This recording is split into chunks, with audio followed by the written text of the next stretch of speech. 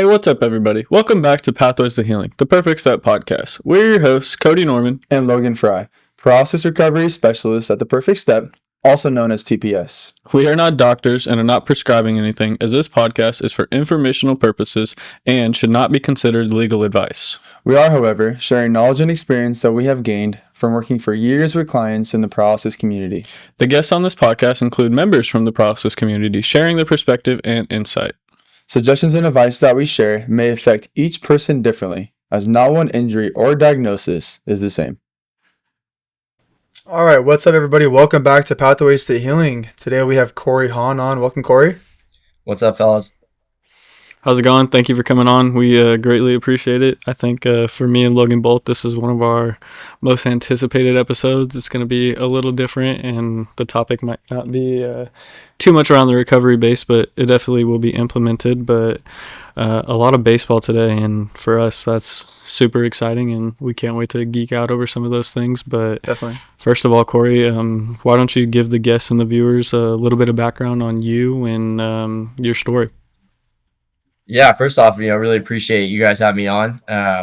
It's been amazing following your guys' journey from the minute you guys launched this thing to now, and to just be able to be part of it is certainly a really cool thing for me and a really cool experience. So I appreciate you guys making it happen. I think the feelings are mutual, where there's a lot of excitement here on my end too, and to talk through it all. If we talk baseball, we talk baseball, but to talk through it all. But yeah, I mean, a little bit of background behind at least my story, like born and raised in Southern California, and really in the short version of it, like born and raised to be a baseball player. And that's really what I was, I feel like I was destined to do my entire life. I was fortunate enough to have a lot of really cool opportunities, and I was fortunate to be, blessed with, talent to take me to experience a lot of these opportunities. And that's really kind of how I felt like my career path was going and how my life was trending. And, it was an amazing atmosphere, an amazing ride throughout my childhood, just being able to experience the things I got to experience, whether that was, playing for the most competitive travel teams in the area, playing for one of the best high schools in the country at modern day, being able to represent my country and play for Team USA in Venezuela and win the gold medal, which, that team had the likes of, Bryce Harper, Manny Machado, Robbie Ray, Kevin Gausman, Jamison Taillon, the list goes on. Wow. It's a funny sidebar to this. I joke about it, but that team has amassed over about $1 billion of contracts contract wise over the course of their career. When you combine everybody who's been on it, and when we eclipsed the $1 billion mark, I joked in the group chat with all these guys that it was my salary increase that pushed the edge. So. It wasn't awesome. The 300 million or the X amount of $1 million that Bryce Harper signed that offseason, or what Nick Castellanos did. It was my pay raise. So that's funny. But being able to experience those types of things was an incredible opportunity to chase that down, and then to win a state championship with my high school team as a senior at modern day was obviously a goal that was set from the very beginning. And then being fortunate enough to be drafted by the San Diego Padres out of high school, and stare at a lot of recruiting offers from a lot of different colleges around the country, and to ultimately become an Arizona State Sun Devil, which, for those who know college baseball, understand that that's one of the most historic programs in the country. It's produced the most big leaguers in the country. It's just continually generating some of the best talent in the game. And you go there and you become better. You go there, you know how to be a big leaguer. And it just felt like a great opportunity to go there. So when I had that opportunity, I couldn't pass that up. And where it's one of those things where you outline all these things, and you realize that, like, at that time, it's very fair for me to say that I'm at the highest of my highs, right? Like, I got to experience all these amazing things. I got to be part of these amazing opportunities that my baseball career allowed me to experience. And very fair to say that I was trending into the direction where, if I put in the effort, the energy, and all the hard work, that I was going to have an opportunity to try and be a big leaguer, to try and put myself in a position to play at the highest level. And in that moment, at your highest highs, I quickly experienced the absolute moment of the lowest of my lows. And that happened very early in my career, my freshman year at ASU, and just our third game, where I'm in the lineup as a freshman, which is amazing. And just like that, in an instant, it all comes crashing down. We were doing a double steal when I was on first base, and when I slid into second base, I slid in head first, just playing the game hard the way I know how, and unfortunately just had a collision with the second baseman. And when I saw the ball go into the outfield, I looked to get up and I couldn't. And from that on out, I couldn't move. I didn't know where I was in space, and all I just knew was that I couldn't feel and I couldn't move, and I was stuck. And you can imagine the terror. You can imagine the frightening feelings you have in that moment, because you went from being this boundless individual just running from point A to point B to now completely stuck on the ground, and you're surrounded by paramedics and coaching staffs and my father, and you're just sitting there lying trying to figure out what's going on. And it was in that moment where I suffered a burst fracture of my C5 vertebrae, which left me as a complete quadriplegic. And that was where my life took a quick turn into a little bit of a different atmosphere into what I'm in now. Thanks for sharing that story, Cory, and it's really touching. And you shared something during that, and you said as soon as it happened, you lost where your body was in space. Can you speak a little bit about that? And it kind of explained like what you meant by that, on how you lost your body in space and you didn't really know where you were. And I think like what you're talking about is proprioception, from what I'm understanding. Can you explain that a little bit more and what that felt like to you during that moment?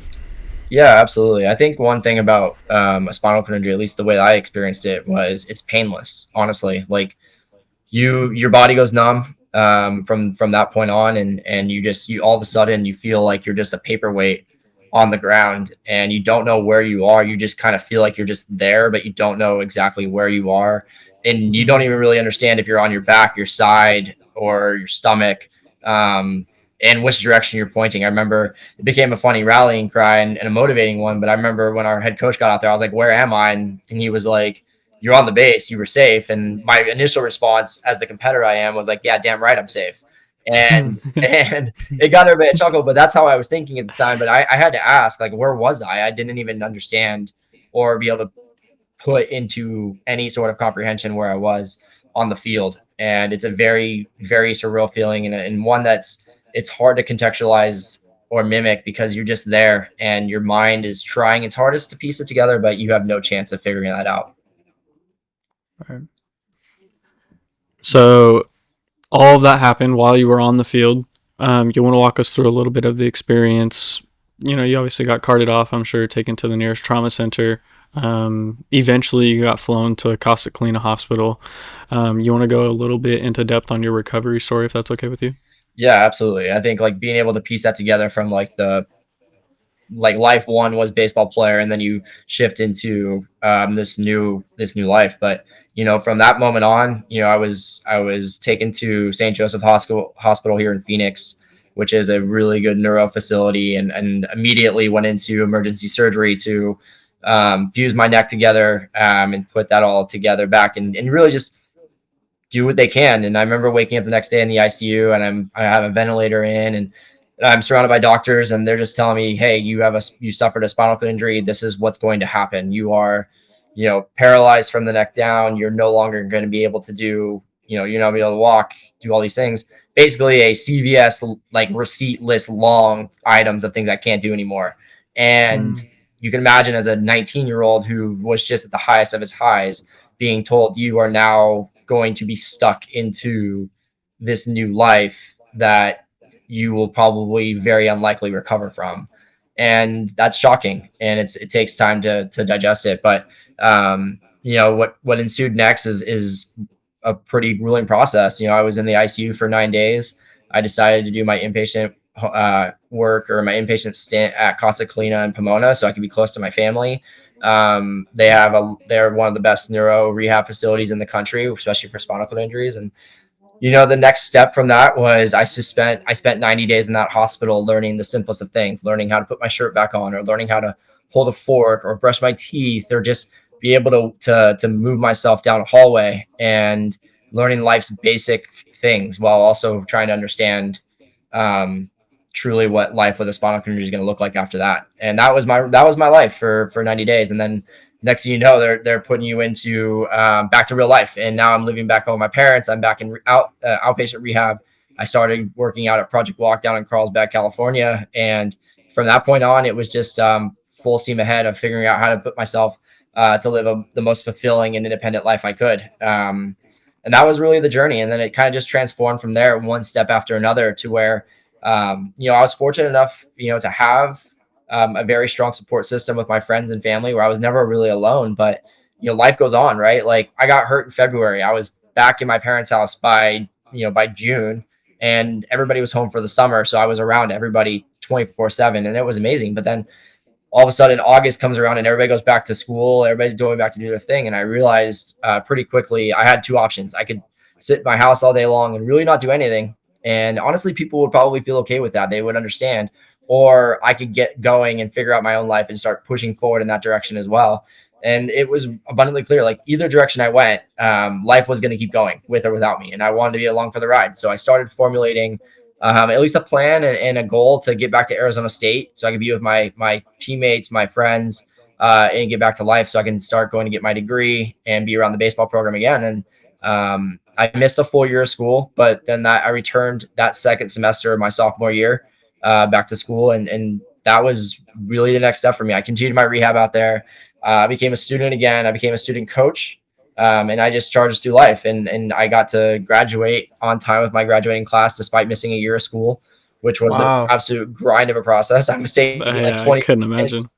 Yeah, I was taking like 21 units for the rest of my college career, which was insane. I look back on it now and I feel like I'm Dang. psychotic, but in the moment it was just like goal oriented and be motivated to live a fulfilling life. And I was supplementing Yeah. that with being a student coach, and I was being a great teammate and a great roommate with my buddies who, they found a house that was accessible enough for me to live with them, Oh, and cool. do that. And then the support along the way, like my father, quit his job and became my full-time caregiver while my mom lived in California still to hold down the fort. And he went to college with me every day. And we did that for 4 years. And, that was the next step. And along the way, you just chip away at these little goals, and the rehab process never ends. You're learning how to adapt, and you're learning how to be more independent. And then you go from there. And then, it just keeps morphing into more opportunity, to where, I was drafted back in 2013 by the Arizona Diamondbacks in a very symbolic way. That was in the 34th round, which was my jersey number. And when they drafted me, they Wow. told me, "Hey, when you graduate, you have a job here. You have a job in our baseball operations group, and you want to go pursue this thing. We're here for you."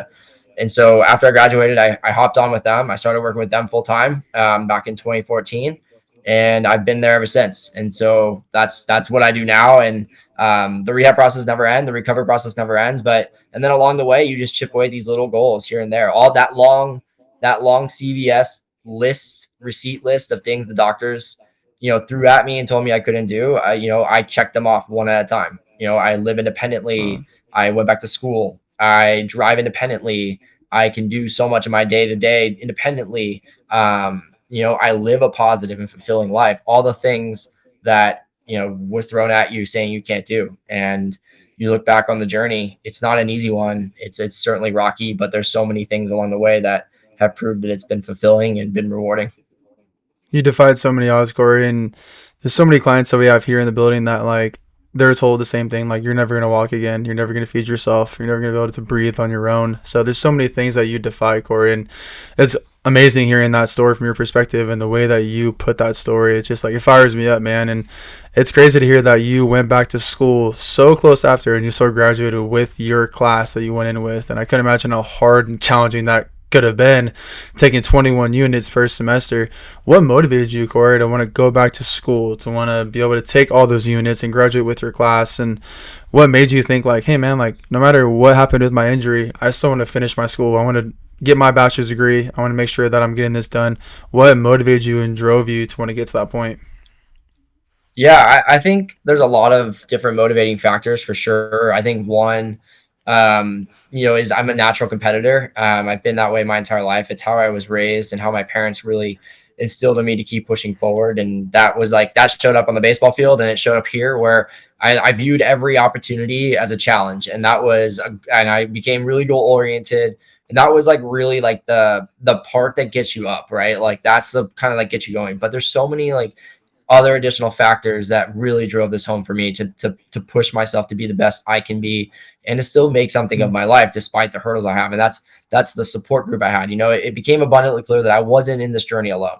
Like I'm the main Mm. character of my story, but I'm not the only cast member. And you look back and it's like, my dad willing to sacrifice, his day-to-day life to be my caregiver and help me get to class every day and live a life and get to the ballpark before I learned how to drive and teach me how to drive and all those types of things, right? Like that's important. My mom being able to hold the fort down at home with my younger brother and keep the family together while my dad and I Mm. are in Arizona is a motivating factor. The friends and family that have like supported every step of the way. You use all those things to realize like I'm not in this fight alone. And I'm going to push forward and make the best of my life so that I'm not just making myself proud, but I'm making the people that have been supporting me and giving me all the positive energy, make them proud as well. And then furthermore, when you take that a step further, you then look around and you realize the community that you're impacting, right? Like this Mm. spinal cord injury community and this catastrophic injury community is so small in the grand scheme of things. And you realize that like every shine bright, like bright star is going to help somebody else. And if you could then take what you've gone through and be able to then share that with somebody else, that it is possible to accomplish these goals. It is possible to live a fulfilling life. Like that alone is just a cherry on top to the whole meaning of how I get motivated every day because I know there's always somebody you can impact. And if it's just one person, you just made one person's life that much better. And don't get me Mm. wrong, man. It's not easy to stay motivated. It's certainly your dark days. This injury is cruel. I will not sugarcoat that. The Mm. day to day is an absolute grind. You sacrifice so much of your own vulnerability right away. You have to get comfortable knowing you have to ask for help. Those things are hard and it is a grind. But if I could just put together whatever I could day to day and stay motivated and grind, if I could just leave the blueprint for somebody else to keep pushing forward as well and to not give up on themselves and give up on the people that support them, then it becomes this full picture of just, something that you can be really proud of. And I think that's really, it's long winded and there's so many components to it, but like motivation doesn't just come from like my determination to be a goal oriented person. It comes from having that type of personality and that competitiveness, but then also to make the people around me and the people I can impact proud. It's I awesome. love so much of Wow. that. And for me, it goes into the component of, like you said, being a natural born competitor, you being a baseball player. One of the things that I kind of took away from what you were saying is made me want to ask the question, how much of being a baseball player, we'll use baseball as an example, just Sure. obvious for reasons, but of the non-tangibles that you get from being a baseball player, do you think affected your ability to get to where you are in your recovery process? The dealing with failure, the overcoming obstacles, the goal orientation versus result orientation, those types of things. Do you think that played an impact on your ability to recover and get back to the point in which you are now? Yeah, I would say with 100% certainty it does. I think the game of baseball in this capacity teaches you a lot just about life in general. It teaches you that you could be super talented. You can have all the talent in the world and be the biggest, the strongest, but like you have to be able to wake up every day and work hard. You have to be willing to give that extra effort because if you don't, there's always going to be somebody that passes you up, right? And there's Mm. always going to be someone that blitzes past you. And for me, like I learned really young that I had to work hard. I had to have the passion and I had to have what I think is the most important piece is having like a very steady and like stable belief in myself that I can achieve my goals because I wasn't the biggest guy. I wasn't the fastest. I wasn't all the physical characteristics that make you a physical specimen by any means. Like, I wasn't. And but I knew that I had talent. I knew I had ability, but most importantly, I knew I believed in myself. And I think when you can translate that into putting yourself into a situation where you're now navigating life with a catastrophic injury like a spinal cord injury or anything of the sorts, your mind is going to revert right into that mindset that you have belief in yourself, you're goal oriented, and you know that like it doesn't matter when you get there. If you put in the effort and the hard work, you will eventually get there. And you guys know this best. You guys are around a lot of people, but like I talk about this quite often and try to put it into very simple forms, right? But like so when I was in rehab and I was at Casa Colina, Like it took me, I think like roughly like 40 days to figure out how to brush my teeth again. Right. And it's like, it wasn't like I woke up on day 40 and knew how to do that. It took Right. 39 days of failure to get to that Mm, point. And that is mm, something that like I think is so impactful and so powerful to share about the belief in yourself, because you had to withstand 39 days of failure, 39 days of toothpaste going all over the place, 39 days of mm, just like looking like a fool trying to get this done, to then eventually getting to day 40 or whatever, whatever that day was for me. I think it was like 40, 42 days, to then like being able to like yell with excitement, like I finally got it. And like that, if that doesn't teach you about how to embrace failure and how you have to keep working hard and stay motivated and belief in yourself, knowing you may not see like when the breakthrough is going to be, but knowing that if you don't do anything, you're never going to get there, then I don't know what is. And it's and I think what's unfortunate, but also fortunate in going through a spinal cord injury, you can dumb it down to the simplest of things. It isn't about like this monumental goal. It's simply being able to brush your teeth, or be able to hold a fork to feed yourself, or put on your t-shirt. Like it's little things like that you have to fight through the failure every single day, knowing you might get there. You don't know when, but but if you don't give up and you keep working, you will eventually get there. And I think it's a powerful thing that this injury can sometimes teach you. The Be Perfect Foundation is not just a name, it's a promise. A promise to individuals living with paralysis that they are not alone in their journey. Founded by Hal Hargrave Jr. in 2007, after his own life-altering accident, we are a nonprofit 501c3 organization dedicated to providing direct financial and emotional aid. Inspired by a quote from the movie Friday Night Lights, we believe that being perfect is about doing everything you can, especially for yourself, your family, and your friends. With nearly $10 million raised and a 100% volunteer staff, your support goes directly to those in need. We assist with medical supplies, wheelchairs, home adaptations, and exercise-based therapy programs. Our board of directors receives no salary, ensuring that almost every dollar donated makes a real impact. Visit BePerfectFoundation.org to donate or learn how you can get involved. The Be Perfect Foundation, changing perceptions daily. I love you brought that up because some of your clients are going through like small little milestones, right? We talk about small victories here a lot, and it may be something like someone's a quadriplegic and they may not be able to put on their shirt yet, but like you said, they're able to get up and brush their hair for today, and that's a huge milestone for us. So we celebrate all those little milestones, Cory. So it's great to hear that. I mean, man, it's similar to baseball, like Cody said, in the way where like it's a game of failure. You're going to see so much failure. I mean, big leaguers fail 7 out of 10 times and make it into the Hall of Fame, right? And obviously not comparing baseball to spinal cord injury. Those are two completely different things. And spinal cord injury we know is a completely catastrophic injury that changes someone's life forever. But man, like when you compare it and when you talk about it, it sounds like you've taken so many lessons from being a baseball player, handling adversity, and being someone that's so motivated and driven, and then using that for your recovery and being independent so soon after your injury, it sounds like too. So kudos to you, man. It sounds like your injury and your recovery process, it went through very quickly, but you still learned so much, and doesn't mean you dealt with so much adversity, because you still did. But when you're at Casa Colina, what were some of the things that you felt like helped you to become even more independent?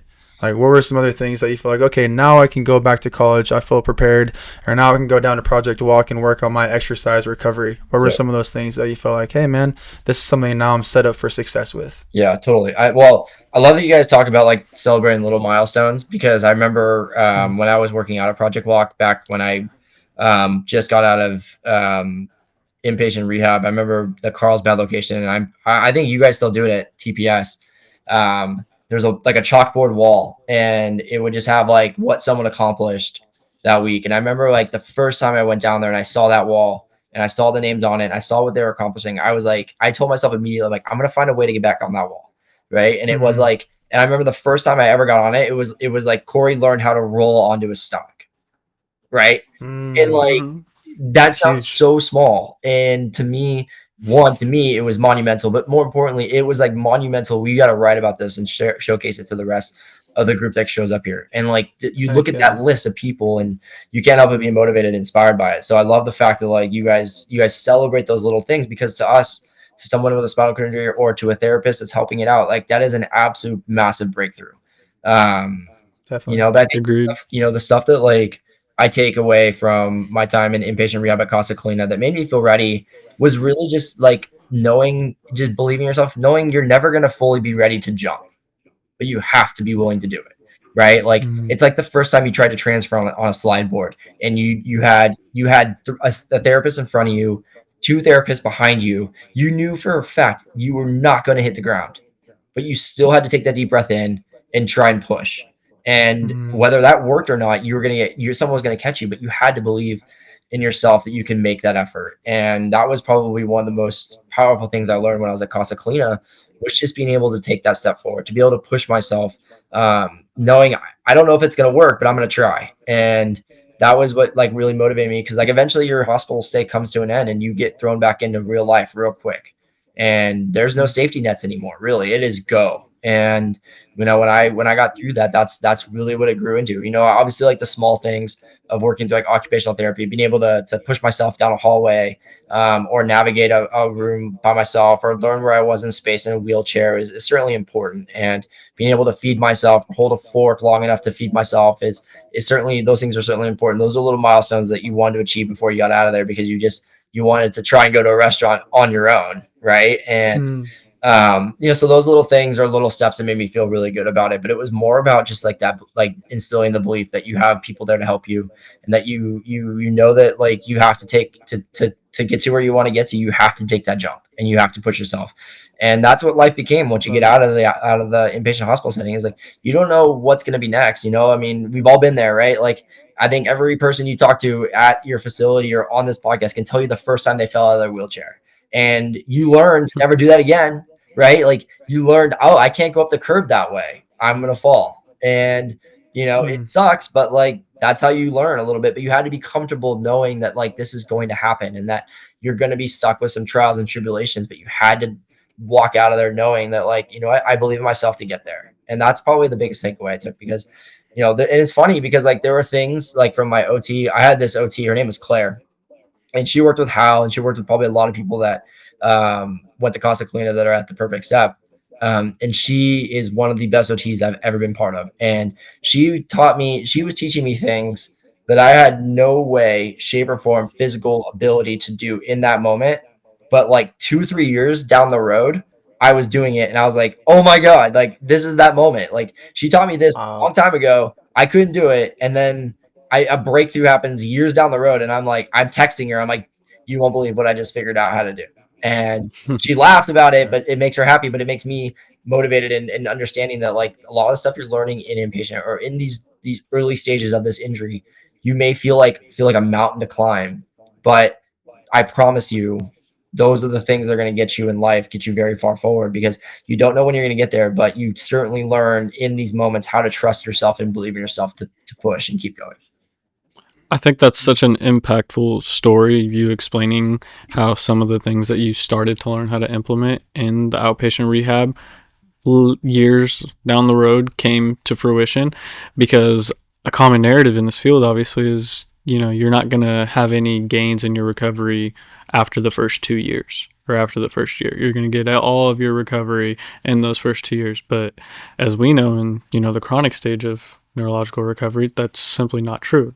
You're always going to be able to grow, to get better, to recover. And so you being a testament to that, of you learn these things very early on in your injury, and then years down the road you were able to accomplish them in a manner in which you were able to do it yourself successfully, is so great, that I think a lot of people need to hear, because people do get discouraged when they hear, oh, if you can't do it in the first 2 years, you're not going to be able to do it. And that's simply not the case. But we can say that 100 times and they still might not believe us. But you giving a testament to that, I think, is very impactful. One of the other things you touched on was being able to dive in or jump into something that you're not sure if it's going to work. And something you did with that was diving into your education again and deciding you wanted to go back to ASU, somewhere far away from home. Can you talk about the experience of going to ASU, a campus that's very far away from home, in a wheelchair for the first time, and being able to overcome all the obstacles that you were faced? And how was the campus of ASU when it came to accessibility? Did the staff and faculty make accommodations that needed to be made? Was it pretty accessible already when you got there? Can you talk a little bit about that? Yeah, definitely. I'm glad that if being able to share some of those experiences, if that can impact someone, like you said, it's powerful. And to be able to know that, you can continue to learn stuff so many years after this injury is certainly a true testament. It really just comes back down to like giving, putting in the work and the effort. If you don't do anything, you're never going to learn it. But like if you grind it every day, you will. But yeah, I think when it comes to like my education, I found it really important to do. And I think it took me a little bit of time to convince my parents, but I told them that I wanted to try and go back to ASU and accomplish it there. I could have easily gone to a school in Southern California. I could have stayed really close to home. And honestly, like in the moment, like probably should have, to be honest, like knowing how hard it is, and like, the separation part of it is a challenge. But for me, I just realized like this was a group of people that have been supporting me from day one. They put me in a spot to where my education can still be achieved.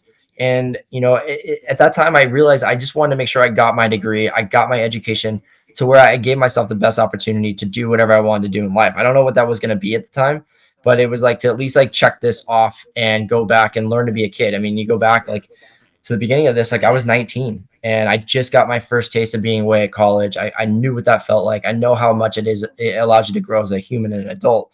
And that was really the motivating factor. And my parents it took them time, but they finally agreed, like, let's go give this a try. And we both agreed that if like the first couple months like didn't work out really well, that we would chalk it up to, we gave it an effort, let's come home and go from there. And I got, really fortunate that that wasn't the case. I was able to stay and I was able to graduate. And a lot of that is, for the help from people around me. I touched on it briefly earlier, but the first thing was my teammates and my best friends found a 4-bedroom house that had a master bedroom suite that had its own entrance for my dad to come in and help me day and day night. It had very accessible features to the whole house that they didn't have to modify or any of that stuff. It had a roll-in shower, all these things. So like they seeked that out, made living arrangements awesome. I was a business major at the WP Carey School of Business, and when I was getting back into school, the few questions they asked me immediately was like, are all come tour all the classrooms, are they accessible? Is there ability to get in and out? Bathrooms, are they accessible? And then the Disability Resource Center gave me an opportunity to take my test there. So I needed a little bit more time, and I need someone to help me bubble in my answers for my Scantrons. And so between the two collective efforts, they made it possible to at least attend campus and at least 10 classes.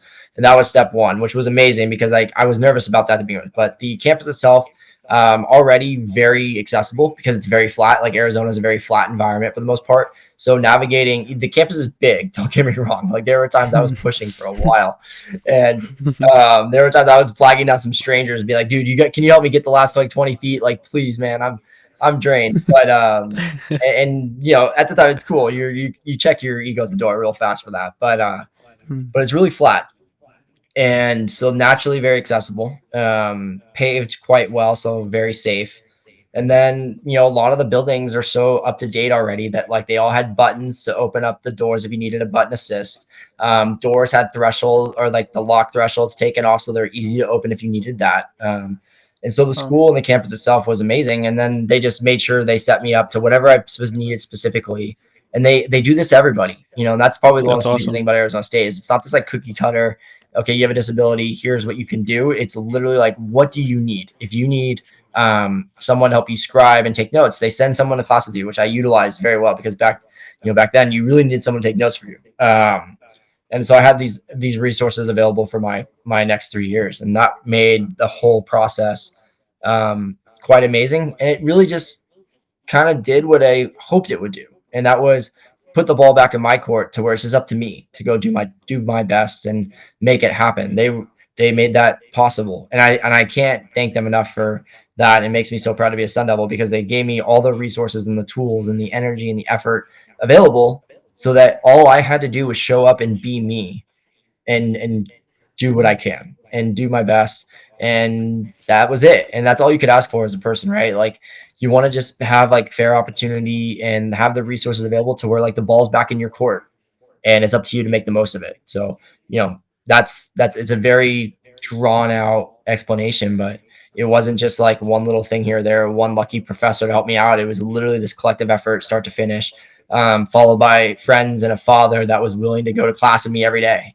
My dad had the best routine in the world. It was awesome. Like he would come pick me up from my house, and like that was the other thing is like ASU gave him a staff apartment on campus that they paid for, so he didn't have to pay for a living and stuff. And so he had his own place. So I was able to be a kid. He was able to have his own section. We were like 5 minutes from each other, which was amazing. But he'd come pick me up in the morning. We'd go to class. He would go. He had access to the campus gym, so he'd go work out and do his own thing there, catch up with whatever he needed to catch up there, and then meet up with me after class. We would go to our rehab facility that I was going to at the time here, go through rehab, and then drop me off at practice, come back, pick me up. We'd go to dinner, and then drop me off at night. I'd hang out with my buddies, and then he'd come at night and put me to bed. And we did that every day for as long as I was there. But it was just this massive collective effort that allowed me to do that. That's so cool. It's fantastic, man.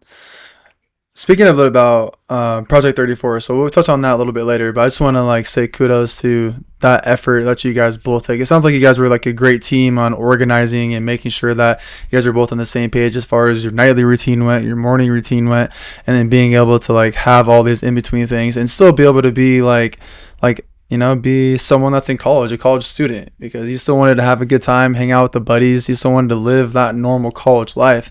So the fact that you're able to do that, it's fantastic, man. And I'm sure it took a lot of sacrifice and a lot of hard work and effort we couldn't imagine. You got good friends, man. I remember this one story. I'll keep it quick, but it was like, I think I just got back to ASU, and we were going to this like house party, and it was at an apartment complex that was like upstairs. And like, I didn't know that at the time. I was still like trying to learn the area again. I show up, and like immediately, like I get really nervous. I'm like, dude, I have to just go home. And my friends were just like, they're my teammates. They just looked at me. They're like, dude, no chance. And it was like, Trevor Williams, throw me over your shoulder. James McDonald, grab my wheelchair. Casey Kaufman, clear the way, make sure there's a spot on the couch for me to sit. And they just like hiked me up the staircase, walked right into the party, and plopped me on the couch. And then I just sat there the rest of the night. And it was like nothing had happened. I felt like I was at a kickback, and I was just chilling, and I was walking around, and it was really fun. And it's like those little things, they matter. And instead of a night where I'm going home because I feel like I was in a very inaccessible spot, turned into just a night with my buddies. That's so cool. And I think something you keep touching on that's super important is it does take a collective. It takes a whole community. And that's so cool that you did have that. Was there anything that you felt like challenged you when going through your college experience that you feel like you can maybe give some insight for people who are going through that experience right now that you would like to share? Any trials or tribulations that you had with your college experience that you might have learned something from that could make it a little easier for somebody who's going through it now? Yeah, whether it's like social or whether it's like being in the classroom or anything, whatever it may be. Yeah, definitely. Because we have a lot of actually young adults and teens here that are either going to go to college or they're in college currently. And I think a lot of times, they're always looking for things, how to make their life easier in college or how to make things better while they're there. So your insight is it's very valuable. Yeah. Man. Well, I think the first thing, and probably one of the most important things, is be okay putting yourself into very awkward or uncomfortable spots, because that's going to happen naturally, just whether that's in the classroom or that's out in a social setting. Just be willing to do that, because I think one thing about this, when you have an injury like this and limitations that come with it, which we know is very vast, I still have plenty of them. It's very easy for someone to talk themselves out of doing something simply because they feel like it's not going to work out, or it's not going to be accessible, or it's just going to be very much a burden on people. And I totally get it, because I was like that for a long time. I didn't just get back to school and step right back into a social setting or, be willing to go out with my buddies. It took me time to come out of that shell and make that happen. But what I can share from a social perspective is like, be okay. Don't be dumb, right? Like, don't put yourself into like a spot where you're absolutely going to get stuck or in a very dangerous situation, which, like, don't do that. But like, be mindful and be open-minded to like, hey, you know what? This might be uncomfortable for me, but accept it, because you know what? It's uncomfortable for everybody at first. Like, your friends are going to be learning to do that, if you make friends, but like, be willing to put yourself out there. The worst thing that happens is someone either says like, no, I'm not interested in you, or no, I'm not friends with you. But like, do that. Be willing to at least do that. And I promise you, more often than not, you're going to find yourself in a very like successful social setting, enjoying life. I think like the trials and tribulations from like being a student though, like don't get me wrong, like trying to study is very difficult when you can't write and you're not taking your own notes in class, because it forces you to have to really learn a new way of listening, comprehension, and studying. So like I think really try to zone in on, putting in the a little bit of the extra effort, go to the office hours, utilize your professors to help you learn a little bit more. It does take an extra step. I'm not going to sugarcoat that. Like it does take a little bit more time, but I promise you it's going to help you a ton, because as you relearn how to learn, you think about like for all these years you went to school, you just typically wrote down your own work, you took your own notes, you could read it, you could learn it, you could figure out how to apply it. But then when this happens and you can't do that, especially in my case as a quadriplegic who couldn't write or type very fast, either one, you were like relying on the notes of other people, relying on office hours. But if you go and make connections with your professors, take advantage of that, because they will help you so much. And honestly, they want to see you succeed more often than not. They might be grouchy, they might be tired, but like the one thing they don't want to see happen is people fail their class. They want to see students succeed. And if you go in and you utilize that, that is a massive advantage you can have to your disposal. Additionally, like utilize every resource that your disability resource center has to offer, because again, they're there to help you succeed. Just keep asking, figure out how to find what you need, and make sure they do it, because they're going to give it to you, and utilize that to your advantage. And then on top of that, like the physical trials and tribulations, like every campus is a little bit different.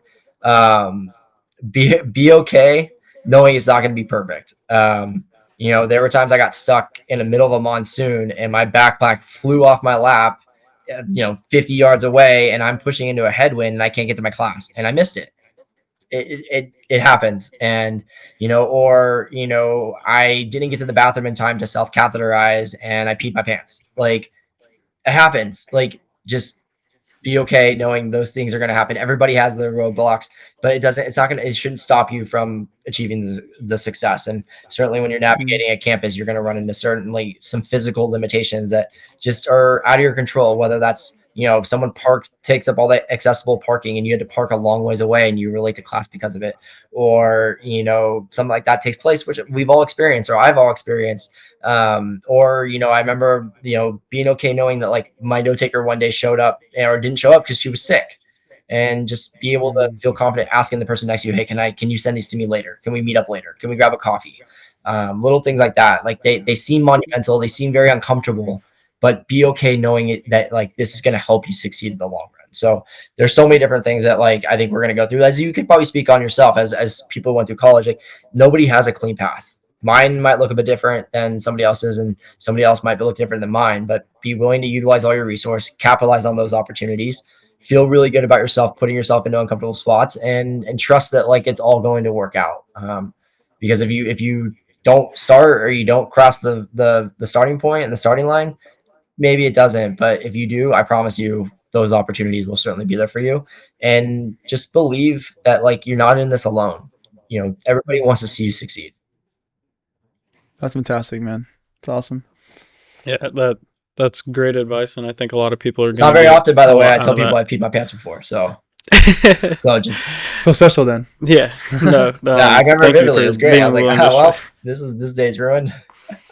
Talk about monsoons too. Those monsoons in Arizona are crazy, right? It just everybody has their own things. I remember like looking at that, like the monsoon shows up and you have to get from class A to class B, and I'm like, I can't work in that. Like I don't know how I'm gonna get to class.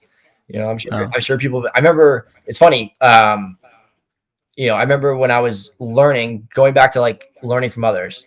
I remember before I got back to school, Hal was at school and he was telling me how like he was pushing and he hit a crack wrong, and he was telling me he still had a seatbelt on his wheelchair, and because he hit the crack wrong and fell forward, like the whole chair went right, and he scratched up his face, and that was it. And I remember him talking to me about that. And I remember like using that as like, okay, you know what? When I get to, don't rush. Like if I see a crack, be okay, or go around it or whatever. But like it's little things like that. And it's like I learned that from Hal, and I'm sure I'm teaching someone. I've taught some people along the way, like not to overextend.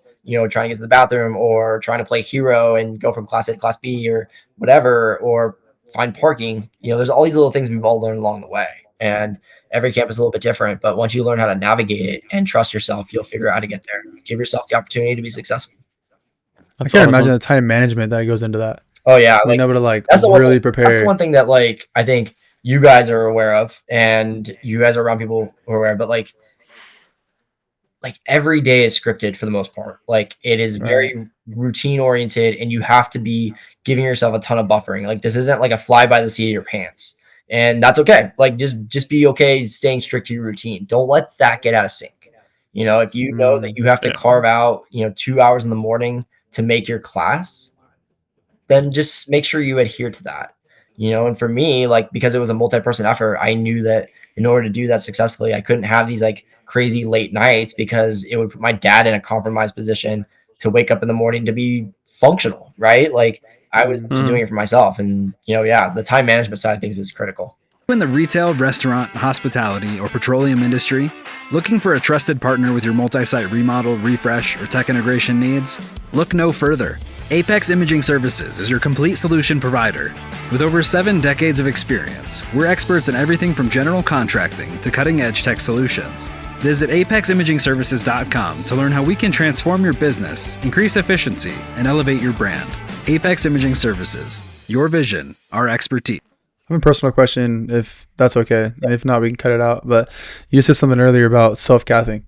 And I think a lot of our quadriplegic clients, that would be a huge thing if they could self-cath. How long did that take you to be able to learn how to self-cath? And if you don't mind, maybe speaking on a little bit of the process. Sure. The self-catheterization process is not, that is a scary topic, right? Like, being able to share that with people, and that's your reality, or, the vulnerability of knowing you need someone else to help you insert and remove a catheter, X amount of times a day to keep yourself in a good, safe spot where you're not running into accidents, which they all happen, and they certainly do. And I've had my fair share of them. But the way I look at the self-catheterization process is certainly by stages, because it took me out of necessity and eagerness to like figure it out. I remember like I sat in my house when I was living with my parents still, before I went to school, and I was trying really hard different catheters to figure out what would work. And I found a brand I really like, which I'll talk about in a second. But I was trying like crazy to figure it out. Now, the downside to that was I was very unsanitary in trying to do that, and it was not great. So that process, like learning how to do it is one thing. Then it takes like steps on learning how to do it safely and in a clean way that doesn't give yourself UTIs or more exposure to UTIs. And it took time, and it was definitely step by step by step. And it learned from like being able to do like 1 per day on my own, to then like 2 per day on my own, to 3 per day on my own. And it was this gradual thing, because it also was time consuming. I remember the first time I learned, or I figured out a technique how to do it, it took me like 25 minutes to do this. And you don't have that kind of time. And but I've gotten it down now to this stage where I can intermittent cath in probably under 2 minutes, give or take, depending on how much I'm flowing. But you have to find something that works for you. I found this company while I was still at Casa Cleana, believe it or not. It's this company called the Easy Gripper Catheter from MTG, which is now HR Pharmaceutical. They're based on the East Coast, but this company was at the time based out of Georgia. The sales rep slash inventor of this catheter just happened to be at Casa Cleana the day I was there. And it's funny how it worked. I was in a spot where I was really grumpy. I didn't want to do any rehab. And so Claire, my OT, was like, okay, if you don't want to do that, we're going to do 2 different things. We're going to talk about sexual health, and we're going to talk to this person and teach you how to cath. And so, of course, like, had I been like motivated that day, I probably would have met the one. I would have talked about the sexual health side of things, but I wouldn't have met this guy. And he gave me this catheter, which is like, has this like gripper device on it, which it's fully internal. It comes with a bag. It's connected. So it has this gripper that helps you advance the catheter, which for someone with, someone who suffers from a quadriplegic injury, your hands are compromised. And all I have for me as a C5 is I have tenodesis. Like I don't have any dexterity function, stuff like that. So I needed to find something that helped me do this. And this catheter over time was a godsend to me. It's the same one I still use today. And I tell this guy, I still talk to him. I like, you can never go out of business because I need this. And But it took time. I learned within the first year, I learned how to do it. But I would tell you with full confidence, it was a long time before I felt really good doing it myself in almost every different setting. Because at first it's like in your home, in the privacy of your home, which is fine. Then it became like public restrooms, very public restrooms, stuff like that too. So, and then around family and friends, or being able to admit like, hey, I have to catheterize. I'll tell you a funny story. So, if you guys have the time for it, but Yeah, of course. Absolutely. because there's also this hurdle of doing it in a public setting or at somebody else's house, right? And I remember I was dating this girl who is now my fiance, but at the time, Congratulations. thank you. At the time, we were newly dating, and when I was driving to her house to hang out, there was this park and ride, like down the street from her house. I would pull over, transfer out of my driver's chair into my wheelchair, my minivan, catheterize in my minivan, get out, throw it away, get back in, transfer, drive 1 mile, and go hang out with my fiance. Well, at the time, my girlfriend at the time.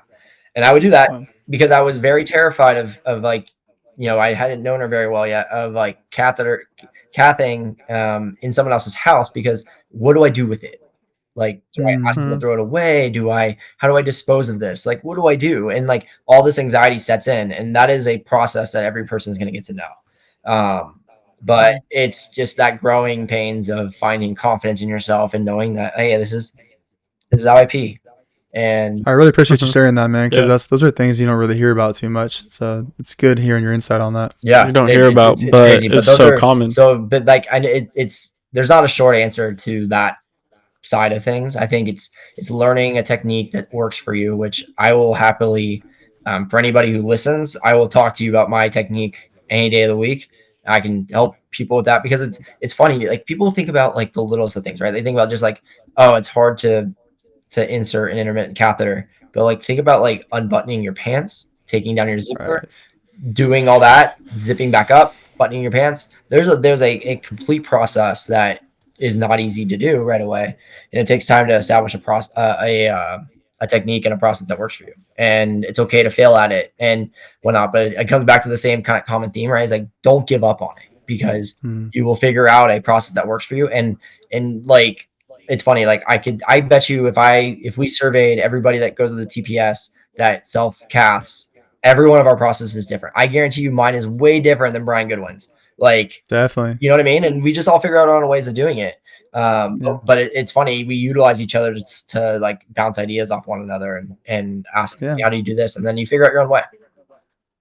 I appreciate you sharing. That's why I ask, because there's always somebody maybe listening right now, or one of the audience members or one of our clients that's listening that wants to do that. That's one of their goals. They're newly injured, or they've been injured for 5 years plus, and they still aren't able to do that yet. So that's really valuable, and hopefully someone listening is able to use that and find their own technique or their own way. And maybe if they wanted to contact you, then how could they contact you? Is there an email that? Yeah, I can send you guys I'll send you guys all my. Cool. Yeah, we'll post it in the link. Appreciate that. Cool. Yeah. Thank you. But feel free to. Question? Like, of that, if you have another question on that, we'll keep talking about, like, on this side of it, like, you can figure out how you want to cut all that information to make it to where it's impactful. And then we can, if you want to like run it by me, I can approve, like, yes. Yeah, we'll send you the like copy we're gonna end up posting before we post it, and you can tell us what you want to keep in and what you want to. I appreciate you guys asked that. I think those are some topics that I think people feel are very taboo, and they don't want to talk about them. And it's the only way, like, it's life. Like, that's all it is. And you're right. It's so interesting, because I think they are topics that a lot of people don't want to talk about, but in the SCI community, that's sometimes the biggest thing that people want to talk about. 100%. Am I going to be able to cath myself? How is my bowel bladder program? Am I going to be able to regain sexual function, or what does that look like in the future? Those are the topics that, from outside perspectives, people are like, oh, maybe I shouldn't ask those questions. Maybe that's too personal. But in the SCI community, when somebody gets injured, that's sometimes the first thing that somebody asks when they have a spinal cord injury is, am I going to be able to have kids? What is that going to look like? Yeah. Dude, Am I going to be especially able with to go to the newly bathroom injured. by myself? Yeah. Like, And I had all the time. I had one of my clients today tell me that when she was at her inpatient care, that they didn't tell her that she was gonna have to cath. Like, she had no idea that she was gonna have to catheter. Like, she's like, "All right, how do I go to the bathroom? I try to go and I can't go. What do I do?" And then she had to figure that out on her own, you know. So this is why, like, we have this platform is for things like that, and you sharing your insight, man, it helps a lot. So we appreciate it. Funny you bring up like inpatient stuff, right? Like, you know, like while I was at Casa Clina, like a lot of the focus was on like teaching my family, and if a friend wanted to learn how to do it, my friends how to do it, right? And I just was kind of looking around. I'm like, you guys gonna try and teach me? Like, Yeah. like what about me? Yeah. Like, this is fine and all, but like, do you guys have tips? I want to do it myself. Yeah, there's like, is there tips or techniques that like I could learn so that like, you know, I know maybe not right away, but like maybe a couple years down the road, I can figure this out. Like, or I can practice. Definitely. And it's funny, but like that's just a common theme, especially when it comes to Mhm. someone with like if you're a paraplegic, a little bit different because your hand functions, your functionality is so different that like it's probably like step one, like here's how you pee. But like for someone who can't, or like especially if you can't move your arms or your hands at all, not like at the top of the priority list, but eventually it does get there as like a priority list. Yeah, for sure. And thank you so much for sharing your insight and being able to give back that valuable information to the community. If you or a loved one living with paralysis and searching for a path to recovery and hope, look no further than The Perfect Step. Our unique exercise-based recovery programs have helped clients with conditions like spinal cord injury, stroke, Parkinson's, and more. With our approach, many clients experience improved function, reduced medication, and even freedom from wheelchairs. But we're not just a program, we're a community of support. You'll meet peers who understand your journey, along with specialists dedicated to your recovery. Visit us today at theperfectstep.com. The Perfect Step, where recovery begins. One other way you have been able to give back to the community is Project 34. You and I believe Trevor Williams, right? Yep. Started that together. Yeah. I saw him. I watched him pitch yesterday. Did you watch it? Yeah. I always watch when I either watch or I monitor the box score the best I can. Recap. What we have going on. Yeah. Yeah. I text him. A rough game. Most of it wasn't on him, but he had a game. He had a game like a couple weeks ago where they lost 1-0, and it's because he gave up a home run in the first inning, like, and got the loss. And it's like you lose 1-0, and But we talk quite a bit during the season about different stuff.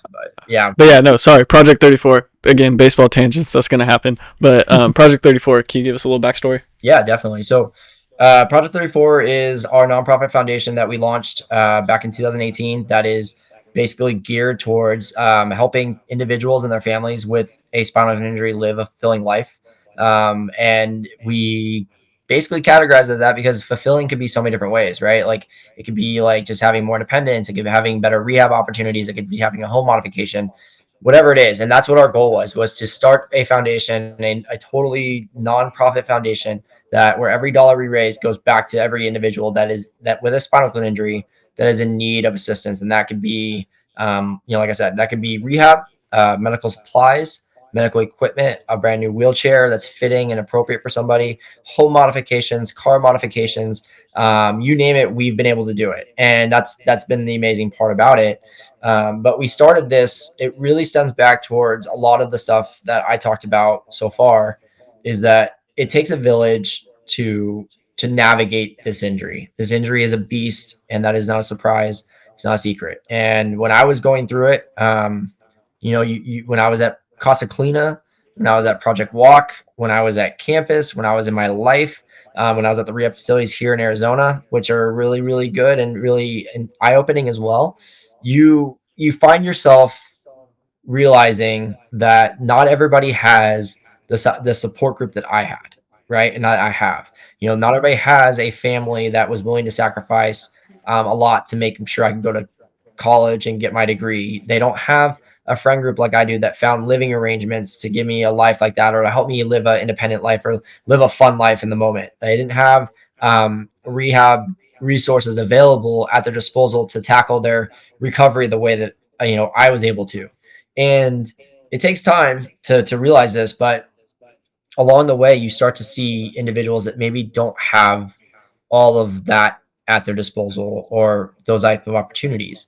And that's where we came in. We realized, you know what, there's a void here. This is it's unfortunate, but there's a growing community in this spinal cord injury community, which we all know exists. And let's be able to do our part, big or small, to help someone chase down their dreams and live a fulfilling life. And a lot of that just stemmed from like my own journey and showing that, you know, I was able to go back to school. I was able to hold a job. I was able to do these little things that, you know, why not be able to create something that can help somebody else do that? You know, give it to where we can impact as much of the community as you can, to where all it is the ball's back in their court. Up to them after that. You know, they need a new wheelchair to navigate life successfully. Let's help. They need hand control so they can drive themselves to work or drive themselves around and live life fulfilling that way. Let's help. If they need a home modification, just an accessible bathroom so they can shower themselves, let's do what we can to help. You know, they just need medical supplies. Let's help however we can. And that's really how it stemmed and how it grew. And it feels very aligned to a lot of stuff that like you guys do at TPS, that Hal does, that like people do, is you realize we can make an impact and that this community is growing. Let's be helpful hands here. Let's give people the opportunity to chase their dreams, to feel the motivation, to feel the support group behind them, to know that they're not navigating this life alone. And let's do what we can to make that happen. And it's simple as that. It's been really empowering. You know, I think we're, you know, it's been what, like 7 years since we've launched our foundation. We've probably given out over, you know, $1 million worth of grants. We've helped probably, you know, over 250 to 300 people. You know, we've grown now to where, awesome. and it's funny because like, you don't really realize how much of an impact you're making until you realize how much your grant process is growing. And we're at a stage now where we're reviewing probably 100 to 200 grants per quarter. And that just shows you the vast growth this community has unfortunately experienced, but also how many people could use just a small hand. And that's our goal. And it's been amazing. You know, I can't start this stuff alone, and nobody ever can, but it really generates, like, that was like the kickoff point, right? But then also to have a support group to do it. And, you know, our board is comprised of just like my friends. It's, you know, me and Trevor launched it. And then all of them are best friends. It's like my buddy Tanner Bush, who is one of my best friends, Sam Serbo, one of my best friends, Andy Workman, one of my best friends. It's some wives and girlfriends of friends like that. Like, it's just that group of people. And then this girl, Kristen, who was friends with one of our friends who has her family nonprofit. She was like, I want to come help you guys because you guys don't realize what you're taking on right away, which is true. Like, it is a beast.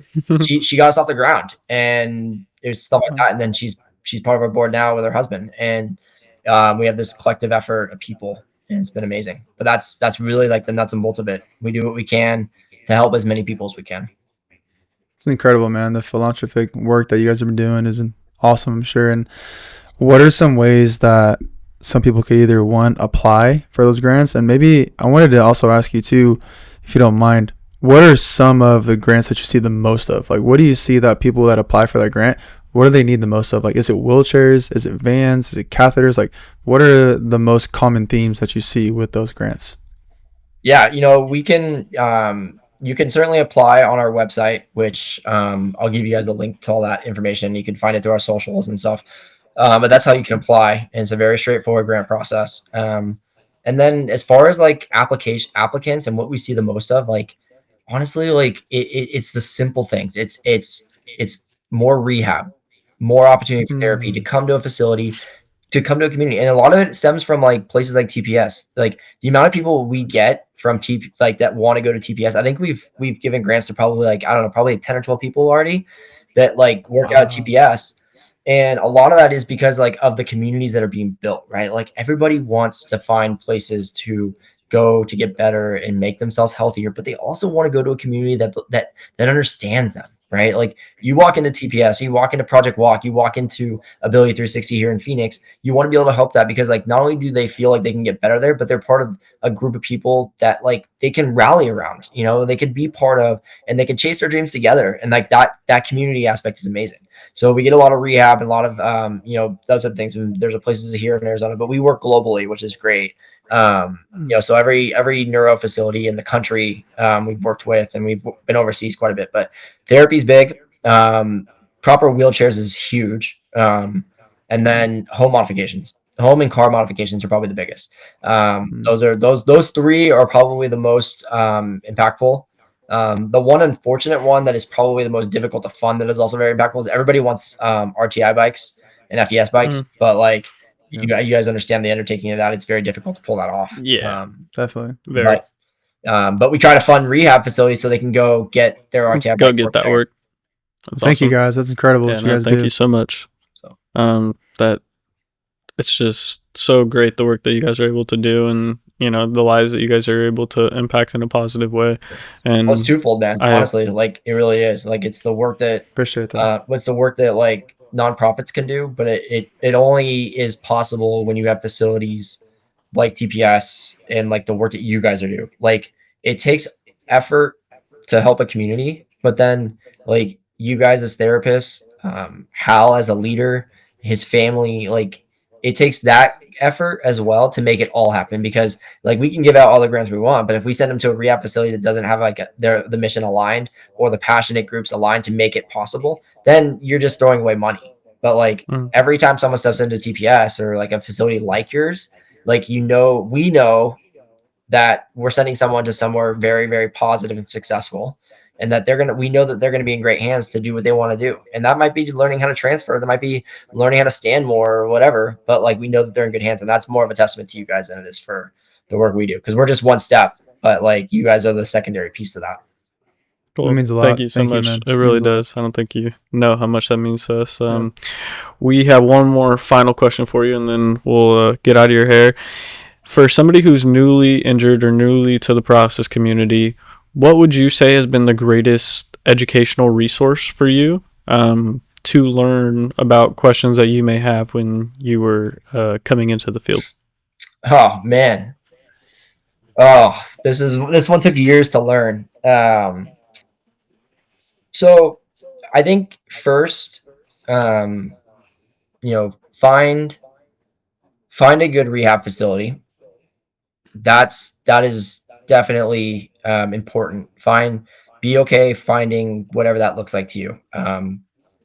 But probably one of like there's so many, like in this day and age there's so many websites or foundations or blogs, and there's a lot of stuff on YouTube now or like social media that you can learn a lot from, and that is awesome because I love the fact that people are content creating these things. But I think one piece that is so invaluable that I'm going to say it right away, you are going to hate it, but the support groups, every rehab facility offers them. Go to them, listen to them, make your friends there, get connections there, get their numbers. I am telling you, it is one of the most impactful things in the world, because all it is people like myself who have been there, who've done that, and are willing to want to give their time and energy to help you out there. Because like I remember at Casa Colina, we had these support groups every Wednesday, and I absolutely hated them. And I'll be totally vulnerable about it. Like I went in there every day, every Wednesday, and I hated it because I looked around and I was like, I'm not going to be this person in 10, 15 years. I'm going to be out of this chair. I'm going to be back running around on a field. I'm going to be doing what I do. And that was my mindset for so long, because it's hard to accept this is the reality right away. And that's okay. It's so normal. But I can't thank my therapist enough, and my at least willingness to sit and grind through it and listen, because those are the things that I take away the most of. Like I still talk to that support group. We have a group chat of like 50 people now, that like people are just bouncing ideas off each other. And it's like, hey man, like, when you were going through this, like, what did you do to put your shoe on? Like, I don't know. Like, and then I may not have that answer, but the guy next to me does. And those types of things, like that is a resource that it's free. It's invaluable. It builds friendships for life, and it builds resources for forever, because that's all people want to do is help the next person next to them. Those types of things. I think, and like I said, in today's day and age, you can find the right social media channels. You can find the right content creators. You can find the right places like TPS that are offering more than just rehab, but they offer like support groups there. You capitalize on all those things, because those are the things that are going to help you the most. And then the last piece is like, listen to your therapist. Like listen to them, trust them. They may not have the best days ever, and they may be grumpy, but like they're only there to help you, and they mean it. Cory, Such valuable insight, man. We really appreciate you sharing all your knowledge and your education and everything that you shared so far, man. We're looking forward to part 2 so we can even talk more baseball. Yeah, No, I know. but I mean, seriously. I'm surprised like there aren't some more baseball questions we can talk about. Yeah. You guys got them. You can fire them away. But Thank you, man. I appreciate the the opportunity to be part of what you guys are doing. It's very impactful, and you guys are being able to just create another avenue and another resource. And I think like that last question is so powerful. I think the last piece of that, if I want to touch on one more thing, is that like utilize those resources and then allow yourself to become the resource. Mm. Allow yourself that. Know that like you're not going to be the last, and there's going to be somebody behind you that is going to be looking for questions and help be a light in that person. And that's something that like you don't really realize right away, but like let yourself then become a resource. Do challenge your life, chase after your dreams, accomplish your goals, and do what you can so that when someone else is looking for help and looking for a bright light, you can be that light. Sometimes the best way to learn is to teach. That's huge. Mm-hmm. Thank you, Cory Hahn. We are very grateful for you taking the time and coming on and sharing all of your valuable information with all of our guests. Like Logan said, there will definitely be a part 2. So thank you, and can't wait to talk to you again. Yeah, appreciate you a lot. This was a blast. Looking forward to continuing these conversations and helping you guys however I can. Thank you so much for joining us on today's episode of Pathways to Healing, the Perfect Step podcast. Please remember to like, comment, subscribe, share, and feel free to leave a review by clicking the link in the description below. If you have any feedback or topics you'd like for us to cover in upcoming episodes, go to our website under the tab Pathways to Healing and fill out that form. Until then, keep inspiring, stay resilient, and roll on.